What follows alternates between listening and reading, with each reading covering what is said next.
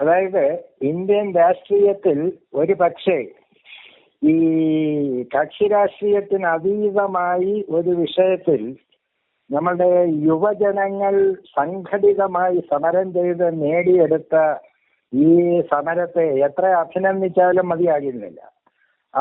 വിദ്യാർത്ഥികൾ ഈ സമരം തുടങ്ങിയപ്പോൾ പറഞ്ഞ ഒരു വാചകം, ഇത് ഒരു രണ്ടാം സ്വാതന്ത്ര്യ സമരമാണ് എന്നൊക്കെയുള്ള ആലങ്കാരികമായിട്ടുള്ള വാക്കുകൾ അവർ ഉപയോഗിച്ചു.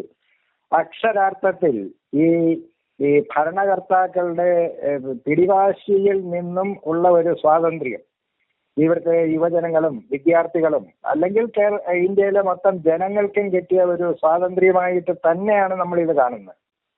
ഇന്നലെ അർദ്ധരാത്രിയിൽ പ്രധാനമന്ത്രി വന്ന് ഒരു ജനങ്ങളെ അഭിസംബോധന ചെയ്യുന്ന, അതായത് വളഞ്ഞ വഴിയിലൂടെ നേരെ ചൊവ്വേ പാർലമെന്റിൽ എത്രയോ ദിവസം കൊണ്ട് ഈ വിഷയം ചർച്ച ചെയ്തിട്ട് അവിടെ എങ്ങും ആർക്കും സംസാരിക്കാൻ അവസരം കൊടുക്കാത്ത, രാഷ്ട്രീയ ബലത്തിൽ എംപിമാരുടെ എണ്ണത്തിന്റെ ബലത്തിൽ പിടിച്ചു നിൽക്കും, അല്ലെങ്കിൽ പോലീസിന്റെയും CRPFന്റെയും ഒക്കെ ആയുധ ബലത്തിൽ പിടിച്ചു നിൽക്കാം. അതുമല്ലെങ്കിൽ കോടതിയിലോട്ട് ചെന്നു കഴിഞ്ഞാൽ ആ കോടതികൾ വാതിലടപ്പിച്ച് അവിടെയും രക്ഷപ്പെടാമെന്നൊക്കെയുള്ള ധാർഷ്ട്യം രാജ്യത്തിന്റെ ഭരണകർത്താക്കൾക്കുണ്ടായിരുന്നു. ഒരു പരിധിവരെ അതെല്ലാം അങ്ങനെ സംഭവിച്ചു എന്നുള്ളത് നമ്മൾ കാണുകയും ബോധ്യപ്പെടുകയും ചെയ്തു. ഭരണഘടനാ സ്ഥാപനങ്ങളെന്നും നമ്മളെ ജനങ്ങൾക്ക് സഹായകരമായ നിലപാടെടുക്കും, ഒരു ആവശ്യം വരുമ്പോൾ നീതി ലഭിക്കുമെന്ന് കരുതിയ വാതിലുകളൊക്കെ കൊട്ടിയടയ്ക്കപ്പെട്ടു. പക്ഷെ ആ വിദ്യാർത്ഥികളുടെ സംഘടിത ശക്തിയിൽ ഇവിടെ അടി പറയേണ്ടി വന്നു.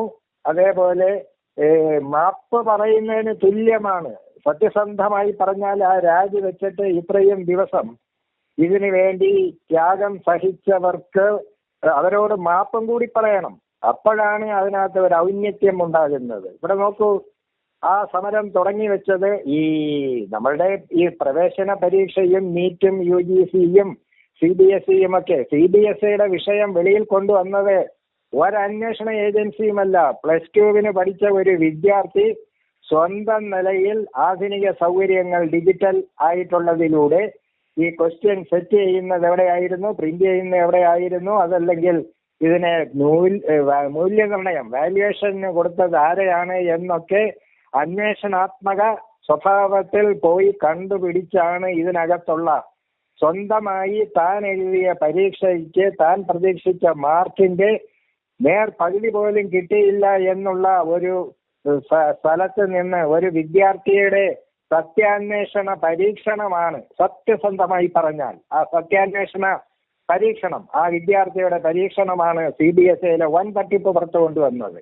അപ്പോ നമ്മളുടെ രാജ്യത്തെ ഇനി 543 പാർലമെന്റ് സീറ്റിൽ 500 സീറ്റ് ഒരു പാർട്ടിക്ക് ഉണ്ടെന്ന് പറഞ്ഞാൽ പോലും ഇത്തരം സന്ദർഭങ്ങളിൽ ആ പാർട്ടിയുടെ അംഗബലമോ പോലീസിന്റെ സേനാബലമോ ഒന്നുമല്ല, യുവജനങ്ങളുടെയും ജനങ്ങളുടെയും ബഹുജനങ്ങളുടെയും വോട്ടർമാരുടെയും ശക്തി അത് അപാരമാണ് എന്നുള്ളത് ലോകത്തിന് കാണിച്ചു കൊടുത്തതാണ്. ഈ സമരം ഡൽഹിയിൽ ജന്തർ മന്ദറിൽ കേന്ദ്രീകരിച്ചെങ്കിലും ഓരോ സംസ്ഥാനങ്ങളിലും കേന്ദ്രീകരിച്ചെങ്കിലും ഇവിടെ ഒന്നുമല്ല, വിദേശത്ത് പോലും ഈ വിദ്യാർത്ഥികളുടെ വിഷയങ്ങൾക്ക് പിന്തുണ പ്രഖ്യാപിച്ചുകൊണ്ടുള്ള വലിയ വലിയ മുന്നേറ്റം നമുക്ക് കാണാൻ കഴിഞ്ഞു. അപ്പോ ഒരു കാര്യം വളരെ വ്യക്തമാണ്, അതും നോക്കണം, ഇന്ത്യയിലെ 145 കോടി ജനങ്ങളിൽ ഏതാണ്ട് 50% 25 വയസ്സിൽ താഴെ പ്രായമുള്ളവരാണെന്നുള്ള തിരിച്ചറിവ് പോലും ഭരണകർത്താക്കൾക്ക് ഉണ്ടായില്ല. ഇവിടെ ആ സമരത്തെ അത് രാഷ്ട്രീയമാണെന്നും വിദേശ ശക്തികളാണെന്നും വർഗീയവാദികളാണെന്നും ദേശദ്രോഹികളാണെന്നും ഒക്കെ ഈ സമരത്തെ വിശേഷിപ്പിച്ചവർ ഇപ്പോൾ എന്ത് മറുപടി പറയും? അത് ഒരു വലിയ തിരിച്ചറിവാണ്. ഇത് ഒരു മുന്നറിയിപ്പാണ്. ഏത് പാർട്ടിക്കാണെങ്കിലും ഏത് സംസ്ഥാനത്തിനാണെങ്കിലും കേന്ദ്രത്തിനാണെങ്കിലും എവിടെയാണെങ്കിലും അനീതി സംഭവിച്ചാൽ, ഇപ്പോൾ ഇവിടെ ചോദിക്കട്ടെ, ഇതിനെ ന്യായീകരിച്ചവരെ നമ്മൾക്കിപ്പോൾ എന്ത് പറയാം? ഈ ന്യായീകരിച്ചവരെ നമുക്ക് പറയാൻ പറ്റുന്നത് ഈ കൊള്ളയുടെ, അത് ചോദ്യചോർച്ചയാണെങ്കിലും മാർക്ക് കൊള്ളയാണെങ്കിലും നിയമന തട്ടിപ്പാണെങ്കിലും അതിന്റെ പ്രയോജനം കിട്ടുകയോ നാളുകളിൽ അത്തരം പ്രയോജനം കിട്ടുമെന്നോ ബോധ്യവും ഉറപ്പുമുള്ളവർ മാത്രമാണ് ഈ സമരത്തെ എതിർത്തത്. അല്ലാതെ അത് തെറ്റാണ് എന്നുള്ള ബോധ്യമുള്ള മുഴുവൻ പേരും ഏതെല്ലാം മേഖലകളിൽ നിന്നാണ് ഈ സമരത്തിന് പിന്തുണ കിട്ടിയത്. നമ്മളെ ഏറ്റവും സന്തോഷിപ്പിച്ചതും ഒരു പരിധിവരെ ഞെട്ടിച്ചതും അത്ഭുതപ്പെടുത്തിയതും കേരളത്തിൽ നിന്ന് ഡൽഹിയിൽ സമരം ചെയ്യുന്ന ആരാണെന്ന് പോലും അറിയില്ല, അവർക്ക് ആഹാര സാധനങ്ങൾ ഓർഡർ ചെയ്യുന്നു. ആ ഓർഡർ ചെയ്യുന്നതിൽ ഒരു ഓർഡറിനകത്ത് പറയുന്നു, ഈ കൊണ്ടുപോകുന്നത് ആരാണെങ്കിലും മോനെ നീയും ആഹാരം കഴിച്ചേക്കണേ എന്നൊക്കെ പറഞ്ഞുകൊണ്ട് ഈ സമരത്തിന് ഐക്യദാർഢ്യം പ്രഖ്യാപിക്കുക എന്ന് പറഞ്ഞാൽ അത് കേൾക്കുമ്പോൾ തന്നെ, വായിക്കുമ്പോഴോ അതിന്റെ വിഷ്വൽസ് കാണുകയോ ചെയ്യുമ്പോൾ നമുക്ക് രോമാഞ്ചമുണ്ടാകും, അഭിമാനമുണ്ടാകും. അത് മാത്രമോ, വിദ്യാർത്ഥികൾ കാണിച്ച മറ്റൊരു സംഗതി എന്താ, പോലീസുകാർ ലാത്തി ചാർജ് ചെയ്യാൻ പോകുന്നു എന്ന് കണ്ടപ്പോൾ അവർ ദേശീയ ഗാനം പാടുകയാണ്. അവർക്കറിയാം, ഒരു യഥാർത്ഥ പോലീസുകാരനോ യഥാർത്ഥ രാജ്യസ്നേഹിയോ ആണെങ്കിൽ ദേശീയ ഗാനം കേൾക്കുമ്പോൾ മർദ്ദിക്കാൻ പറ്റില്ല. അത് അവരുടെ നിവർത്തികേട് കൊണ്ടായിരിക്കും. പക്ഷേ അവർ ആ രാജ്യസ്നേഹം ആ ദേശീയഗാനം പാടുന്നതിലൂടെ കാണിക്കുകയും ഒപ്പം ആ അകാരണമായി മർദ്ദിക്കാൻ വരുന്ന ആ പോലീസുകാർക്ക് സ്വാതന്ത്ര്യ സമരത്തെയും രാജ്യസ്നേഹത്തെയും കുറിച്ചുള്ള ചിന്തയും കൂടെ ഇട്ട് കൊടുക്കുകയാണ്. ഇങ്ങനെ ഒരു സമരം ചെയ്ത ബ്രിട്ടീഷുകാരുടെ ഇന്ന് ഇതേപോലെയുള്ള അക്രമത്തിൽ നിന്ന് അന്നും ദേശീയ ഗാനങ്ങൾ പാടിയാണ് ഈ സ്വാതന്ത്ര്യം വാങ്ങിയെന്നത് ഓർമ്മിക്കണം. ആ പോലീസുകാരന്റെയും ആ CRPF ആ വക്കീലന്മാരുടെയും ഒക്കെ മക്കൾക്കും കൂടെ വേണ്ടിയിട്ടുള്ളതാണ് ഈ സമരം എന്നുള്ള വലിയ സന്ദേശമല്ലേ. നമ്മളുടെ ചീഫ് ജസ്റ്റിസ് ഇന്നലെ ഇപ്പോൾ പറഞ്ഞിരിക്കുന്നത് എന്താ, ഞാൻ ആരെയും നിങ്ങളെ വിദ്യാർത്ഥികളെ ഒന്നും ഉദ്ദേശിച്ചല്ല, ഞാൻ വ്യാജ വക്കീലന്മാരെ ഉദ്ദേശിച്ചാണ് കോക്രോച്ച് എന്നൊക്കെ പറഞ്ഞതെന്ന്. അപ്പോ അതേപോലെ ഞാൻ വാതിൽ കൊട്ടി അടച്ചിട്ടില്ലായിരുന്നു, ഹർജി എടുക്കാൻ പറ്റിയ എല്ലാവരും ഈ വിഷയവുമായി ബന്ധപ്പെട്ട ആരൊക്കെ മുൾമുനയിലായോ അവരെല്ലാം കുറ്റസമ്മതവും വിശദീകരണങ്ങളും തെറ്റുതിരുത്തൽ നടപടികളിലേക്കും ഒക്കെ പോകേണ്ടി വന്നു. ഒരു സംശയം വേണ്ട, ഇന്ത്യൻ ജനതയുടെ കണ്ണു തുറപ്പിക്കുന്ന ഒരു സമരത്തിന്റെ വിജയമാണ്. നമുക്ക് എല്ലാവർക്കും അതിൽ സന്തോഷിക്കാം. നിലവിൽ പാറ്റ വിപ്ലവം എന്ന രീതിയിൽ ഭാവിയിൽ പഠിക്കേണ്ടി വരും. അത്തരത്തിൽ പാറ്റകളാൽ പടിയിറങ്ങിയ ഒരു കേന്ദ്രമന്ത്രി എന്ന രീതിയിൽ BJPയുടെ ആ ഒരു ഗുഡ് ബുക്കിലും വലിയൊരു റെഡ് മാർക്കായി ഈ ഒരു നീക്കം മാറുമല്ലേ? തീർച്ചയായും. നമ്മള് ഫ്രഞ്ച് വിപ്ലവം പഠിച്ചിട്ടുണ്ട്, റഷ്യൻ വിപ്ലവം പഠിച്ചിട്ടുണ്ട്. പാറ്റ വിപ്ലവം എന്ന് താങ്കൾ പറഞ്ഞത് 100% ശരിയാണ്. കാരണം ഇത് ഇന്നിപ്പോൾ നമ്മൾ ഇനി അങ്ങോട്ടുള്ള ന്യൂസുകൾ ശ്രദ്ധിച്ചാൽ ഒരുപക്ഷെ ഈ ന്യൂസിന് ഏറ്റവും പ്രാധാന്യം കിട്ടാൻ പോകുന്നത് ഇന്ത്യയിലല്ല, വിദേശങ്ങളിലായിരിക്കും. അവിടങ്ങളിലും ഇനി ഈ രീതിയിലുള്ള സമരങ്ങൾ അവിടങ്ങളിലും, കാരണം ഇത് തികച്ചും ജനാധിപത്യപരമല്ലേ. അവിടെ ബോംബെറിഞ്ഞോ, ഒന്നും ചെയ്തില്ലല്ലോ. പിന്നെ നമ്മളത് കണ്ടല്ലോ, ഈ നരേന്ദ്രമോദി ബേട്ടി ബച്ചാവോ എന്നൊക്കെ എപ്പോഴും വിളിച്ച് കൂവുന്നത് നമ്മൾക്ക് കേൾക്കാം, മൻ കി ബാത്തിലുമെല്ലാം.